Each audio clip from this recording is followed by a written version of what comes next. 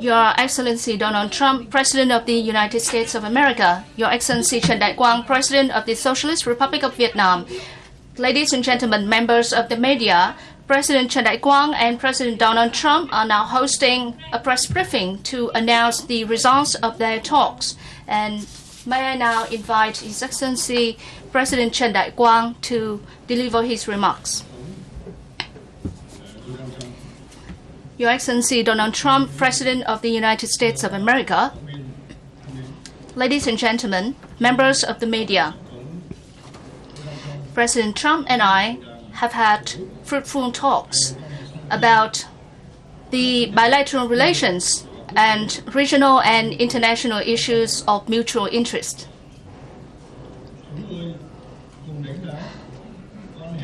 We both share the views that the bilateral relations have scored substantial results over the years, delivering enormous benefits to the people of both countries.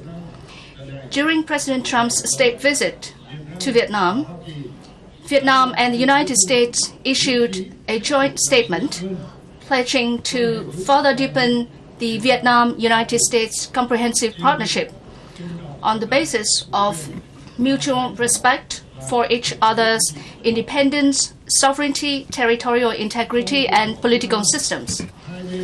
Within the visit's framework, the two sides reached important agreements on economy and trade. Addressing war legacy issues will receive higher priority, and we are committed to collaborate actively on this matter. Vietnam highly values the United States' decision to cooperate with Vietnam on dioxin cleanup at Bien Hoa Air Base after the two countries successfully concluded the dioxin cleanup project at Da Nang Airport. The President and I discussed regional and international issues of mutual interest. We agreed to strengthen our close coordination at regional and international forums to contribute to the maintenance of peace and stability in the region and the world at large. We also agreed on the importance of the ASEAN-United States strategic partnership. We believe that the development of Vietnam-US relations would not only benefit each country, but also contribute to strengthening ASEAN-US relations for peace, stability, cooperation, and development in the Asia-Pacific and the world. The President's state visit to Vietnam marks a milestone in Vietnam-US relations, creating strong momentum for the substantive and effective and stable development of the bilateral comprehensive partnership. I wish President Trump and members of the U.S. delegation a successful visit, and I hope that you will have good impressions of our country and our people. I sincerely thank Mr. President personally and the American people for the warm friendship towards our country and people, and I appreciate the great efforts to develop Vietnam-US bilateral relations. I would also like to thank all American and Vietnamese reporters who are here today. Thank you very much. Thank you, President Trần Đại Quang. May I now invite His Excellency Mr. Donald Trump, President of the United States, to deliver his remarks. Thank you very much, President Quang, and thank you for your tremendous hospitality during my first visit to Vietnam. It is a pleasure to be with you right here in Hanoi. On behalf of the entire American delegation, I want to thank the Vietnamese people for their warm welcome and to reaffirm the strong friendship and growing partnership between our two nations. Travelers from all around the world, including many Americans, come to Vietnam each year to admire your magnificent limestone mountains, cycle through your many winding hillsides, or swim in the majestic Ha Long Bay. Your nation's magnificence brings different people together from around the world in shared appreciation of the great beauty and splendor of your wonderful country. Over the past 2 decades, our two nations have come together to find common purpose based on common interests, and that's what's happening. It is those crucial bonds we're here to reaffirm today. In May, the United States transferred the U.S. Coast Guard cutter Morgenthau to the people and country of Vietnam. Named for U.S. Treasury Secretary Henry Morgenthau, Jr., this vessel once patrolled the coasts of Vietnam during the Vietnam War. Today, the same American vessel, a gift between partners, is sailing the waters of the Pacific on its way to patrol these coasts for the people of Vietnam. This month, we mark Veterans Day in the United States, and out of war and conflict, we have achieved a deep friendship, partnership, and we have achieved peace. Bound by mutual respect and common experience, our veterans laid the foundation for that achievement between our nations. Our decades-long joint humanitarian efforts with the Vietnamese people and government to account for and recover personnel still missing, so important to us.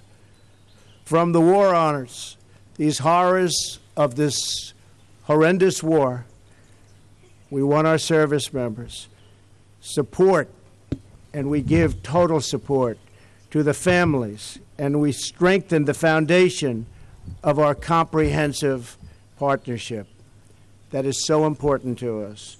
In the spirit of our friendship, I want to congratulate President Quang for hosting a very successful APEC leaders meeting this week in Da Nang. Congratulations, you did a fantastic job. Thank you. As I stated in my address to the APEC CEO Summit on Friday, the United States is committed to a free and open Indo-Pacific where strong, independent nations respect each other's sovereignty, uphold the rule of law, and advance responsible commerce.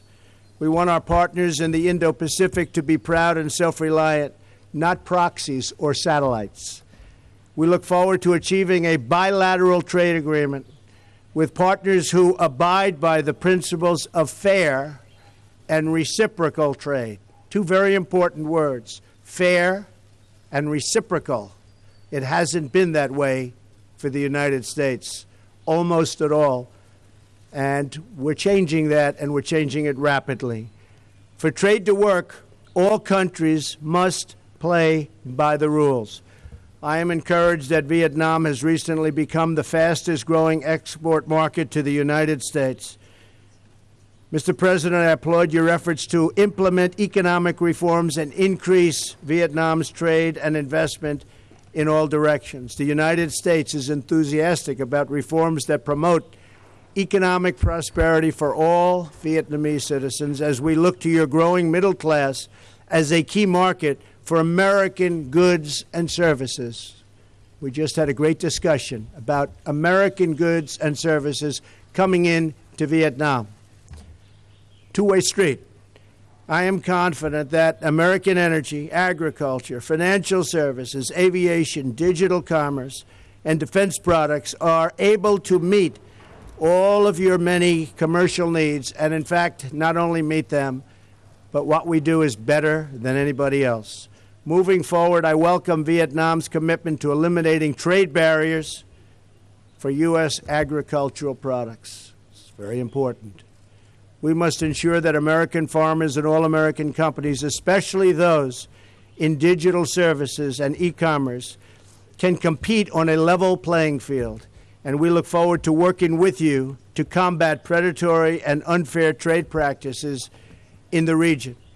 On security issues, we continue to work with our Vietnamese partners and with partners across the region on a range of challenges, including maritime security, counterterrorism, human and drug trafficking, cybercrime, and disease prevention. Later today, I will travel to the Philippines, where I will discuss many of these issues at the U.S.-ASEAN Summit and the East Asia Summit. The ASEAN Summit is going to be something I think very, very special. I look forward to attending. We will also discuss the growing threat from North Korea. As I said in my speech to the Republic of Korea's National Assembly, all responsible nations must act now to ensure that North Korea's rogue regime stops threatening the world with unthinkable loss of life. Safety and security are goals that should unite all civilized nations. We want progress, not provocation. I mean, we have been provoked. The world has been provoked. We don't want that. We want stability, not chaos. And we want peace, not war. Mr. President, thank you for being such a gracious host during my time right here in Vietnam. I toured areas of Vietnam, and it is magnificent what's happening. Over the past 2 decades, our nations have continued to grow closer in advancing our shared interests. The history of our 2 nations reveals the possibilities for peace and progress in our world. Moving forward as partners, we will achieve great prosperity and success for the American people and for the Vietnamese people. I thank you very much. Thank you. Xin trân trọng cảm ơn. Thank you very much, President Donald Trump. And now the floor is open to your questions.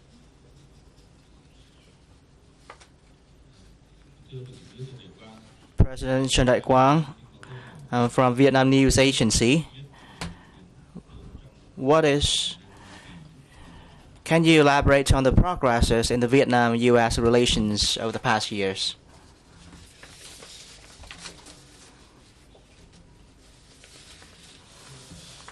Well, dear reporters,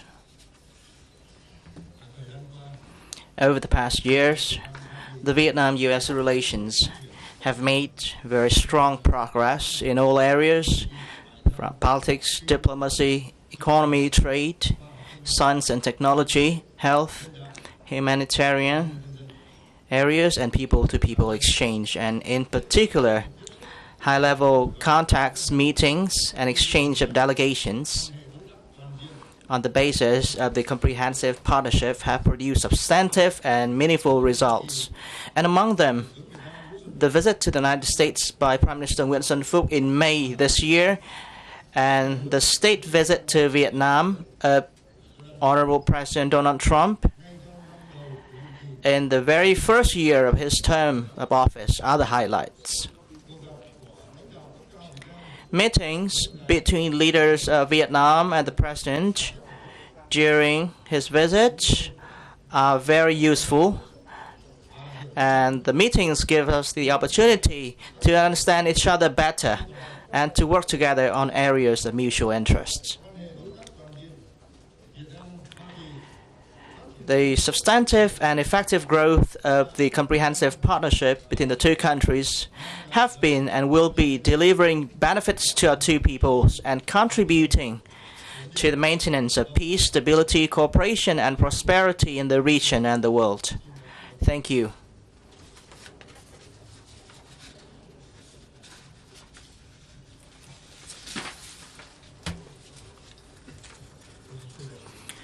I'm from VTV and have another question for President Trần Đại Quang. Can you please provide your assessment of the future outlook of the Vietnam-U.S. relationship? Thank you for your question. Well, during the talks that I had with the President, we acknowledge that there is still much room for further expansion of the bilateral relations, and we discussed ways and means to further strengthen the cooperation in a more substantive and effective manner in the time to come. And the 2 sides also pledged to increase contacts and dialogues, especially the high-level meetings through bilateral visits and meetings at the sidelines of the regional and international forums. 2 sides will also promote the momentum for development of the economic trade investment relations on the basis of mutual interest, minimize the trade investment disputes, and will continue to effectively implement the economic and trade agreements that we have signed. We'll also strengthen cooperation in science and technology, environment, climate change, humanitarian issues, human resources development, and expanding people-to-people exchange.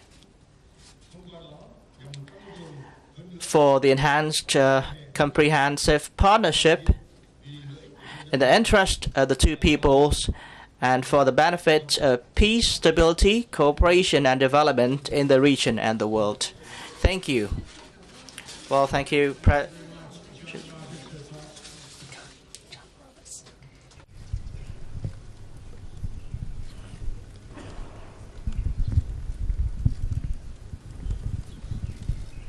Thank you, Mr. President. And if I could throw a little bit of a change up here, I'll ask both leaders a question as opposed to just one. Okay. Mr. President, to you, if we could first, on the way here to Hanoi from Da Nang, you talked about your meetings with Russian President Vladimir Putin yesterday, in which Yes. you said you received further assurances from him that he did not meddle in the U.S. election. That's true. There was some uncertainty that brewed back in the United States over your statement that you said when he tells me that, I believe that he means it. That was taken in some circles, including Senator John McCain, to think that you believe that he is saying he did not interfere in the election. Could you once and for all, definitively, sir, yes or no, say whether or not you believe that President Putin and/or Russia interfered in the election? What I said there, I'm surprised that there's any conflict on this. What I said there is that I believe he believes that, and that's very important for somebody to believe. I believe that he feels that he and Russia did not meddle in the election. As to whether I believe it or not, I'm with our agencies, especially as currently constituted with their leadership. I believe in our intel agencies, our intelligence agencies. I've worked with them very strongly. There weren't 17, as was previously reported. There were actually 4. But they were saying there were 17. There were actually 4. But as currently led by fine people, I believe very much in our intelligence agencies. Now, at the same time, I want to be able, because I think it's very important, to get along with Russia, to get along with China, to get along with Vietnam, to get along with lots of countries, because we have a lot of things we have to solve. And frankly, Russia and China in particular can help us with the North Korea problem, which is one of our truly great problems. So I'm not looking to stand and start arguing with somebody when there's reporters all around and cameras recording and seeing our conversation. I think it was very obvious to everybody. I believe that President Putin really feels, and he feels strongly, that he did not meddle in our election. What he believes is what he believes. What I believe is that we have to get to work, and I think everybody understood this that heard the answer. We have to get to work to solve Syria, to solve North Korea, to solve Ukraine, to solve terrorism.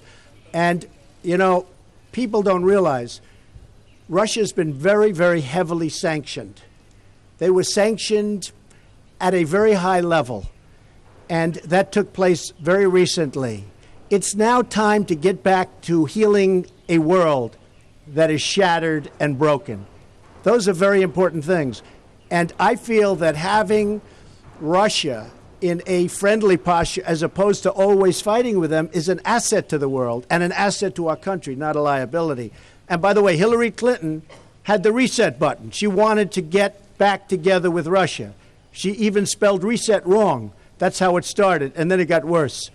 President Obama wanted to get along with Russia, but the chemistry wasn't there. Getting along with other nations is a good thing, not a bad thing. Believe me, it's a good thing, not a bad thing. Okay, second. President Quang, if I could ask a question of you, there are some people who believe that Vietnam could make an effective facilitator in bringing the United States and North Korea together to at least lay the groundwork potentially for negotiations. What do you believe Vietnam could bring to the table in that regard?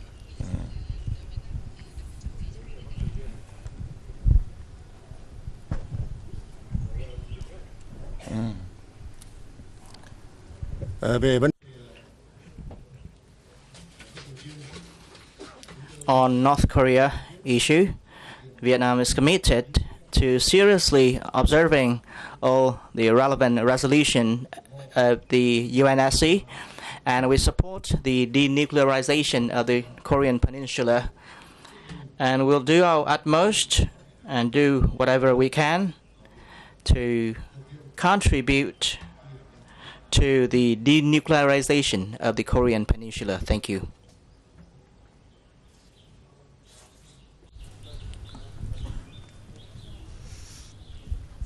Xin cảm ơn.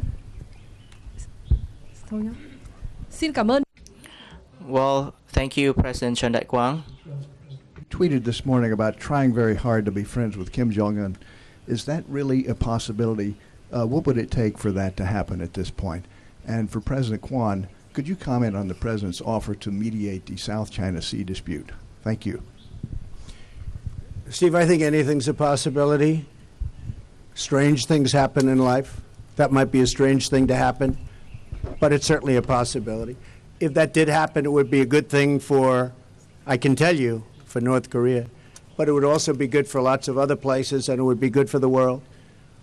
So certainly it is something that could happen. I don't know that it will, but it would be very, very nice if it did.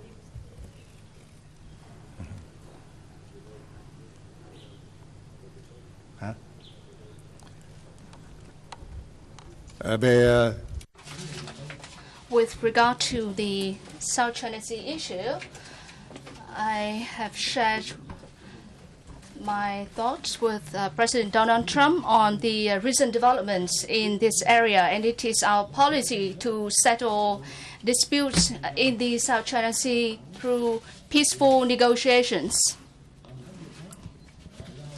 and with respect for diplomatic and legal process in accordance with international law, including the 1982 UN Convention on the Law of the Sea. Thank you very much.